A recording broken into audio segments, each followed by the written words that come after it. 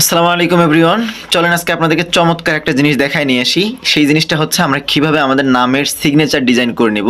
আমরা একটা web browsing করার মাধ্যমে সেখানে আমাদের নামের টেক্সটটা দিয়ে দেব, দেন তারা আমাদেরকে সুন্দর অনেক ডিজাইনের অনেক ধরনের ভেরিয়েশনে আমাদেরকে সিগনেচার ডিজাইন করে দেবে আমাদের নামের যে অক্ষরগুলো আছে সেগুলো দিয়ে। সো চলেন আমরা কথা না বলে আমরা স্ক্রিনে চলে যাই।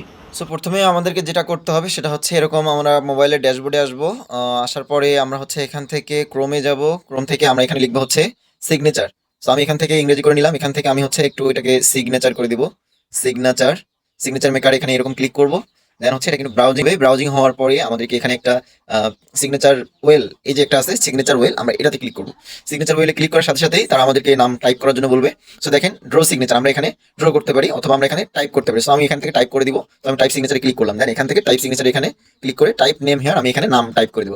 সো আমি যেহেতু এই মুহূর্তে আমাকে যেখানে দেখছেন সেটা হচ্ছে আমার হচ্ছে কন্টেন্ট হাব পেজে দেখছেন। তো আমি এখান থেকে কন্টেন্ট হাব পেজটার নামই এখানে দিয়ে দিচ্ছি। হ্যাঁ, সো দেখেন কন্টেন্ট হাব দিয়ে দিলাম। তারা কিন্তু এখানে কন্টিনিউ ক্লিক করে দেবেন।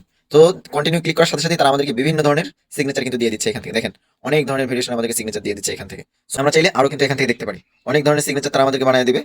দেখেন এই যে কন্টেন্ট হাব, আমার কিন্তু এই শেষটা পছন্দ হয়েছে, একদম এই যে এই শেষটা। আপনি চাইলে এখান থেকে এটা কালার চেঞ্জ করতে পারবেন আপনার মতো করে। আপনি এটাকে ফন্ট ছোট বড় করে নিতে পারবেন। এই দেখেন আপনার মতো করে এখান থেকে ছোট বড় এবং হচ্ছে আরো যত ভেরিয়েশন আছে এখানে কালার চেঞ্জ করবেন। দেন এখান থেকে সেভ করবেন। সেভ করার পরে আপনি যদি ব্যাকগ্রাউন্ড ট্রান্সপারেন্ট চান তাহলে এখানে ট্রান্সপারেন্টটা উঠাই দেবেন।